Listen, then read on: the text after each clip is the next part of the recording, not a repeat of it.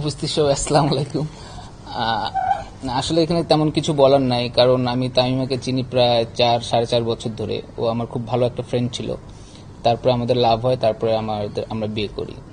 So আমি ওকে খুব close থেকেই দেখেছি এবং চিনি আর কি খুব ভালোভাবেই। তো আমার মনে হয় না যে আমি বা ও এনাফ ম্যাচিউরড আমরা এমন কোনো ভুল করব। সো আমরা যাই করেছি, বিয়ে করেছি, হ্যাঁ, এবং সেটা আইনগতভাবে ইসলামিক শরিয়াতভাবে আমরা সবাইকে জানিয়ে বিয়ে করেছি। যদি আমাদের মনে এরকম কোনো কিছুই থাকতো তাহলে হয়তোবা আমরা এইভাবে করে ওপেনলি বিয়ে করতাম না, আমরা চুপ করে বিয়ে করতাম। সো আমরা সবাইকে জানিয়ে এবং ফুল মজার সাথে আমরা বিয়েটা করেছি। তো আমি সবকিছুই জানি যে ওর বিয়ে হয়েছিল, বাচ্চা ছিল, তারপর হচ্ছে ডিভোর্স হয়েছে। তো আমরা এই পেপার দেখেই আমরা বিয়ে করেছি। সো হ্যাঁ, আমি এখন মিডিয়ার সামনে হয়তো 2-3 দিন পরে আসছি, কারণ আমি চাইলেই আর কি ফেসবুকে এসে আমি তালাক পেপার নিয়ে আমি দেখাইতে পারি না যে ডিভোর্স হয়েছে। তো আমি আইনগতভাবেই এসেছি আর কি। সো এটাই একটা কথা। আর আমরা যা করেছি সব লিগাল ওয়েতে করেছি, আমরা ইনলিগাল কোনো কাজ করিনি।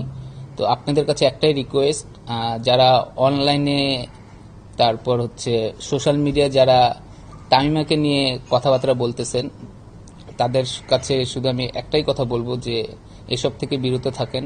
কারণ আপনার একটা নিউজ, আপনার একটা ভিডিও একটা মানুষকে অনেক দূরে ঠেলে দেয়। তো আজকে সেটা তামিমার সাথে হয়েছে, কে জানে এটা কালকে আপনার সাথে হতে পারে। সো প্লিজ আপনারা যেটাই করেন, অবশ্যই মিডিয়া বাংলাদেশের এমন একটা স্থানে আছে, মিডিয়ার ভূমিকা অনেক বেশি।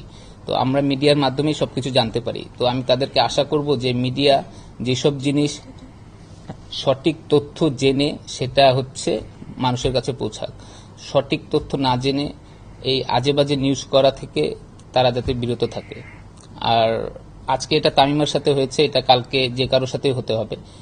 এতদিন সে শুধু তামিমা ছিল, এখন ও হচ্ছে তামিমা হুসাইন। তো আমি চাবো না আমার বউর দিক কেউ আঙ্গুল তুলে কথা বলুক এবং আমার বউকে নানান ধরনের কথাবার্তা বলুক। সো যারাই যেখান থেকেই বলতেছে না কেন কথাবার্তা, আমি আইনগতভাবে তাদের ব্যবস্থা নেব।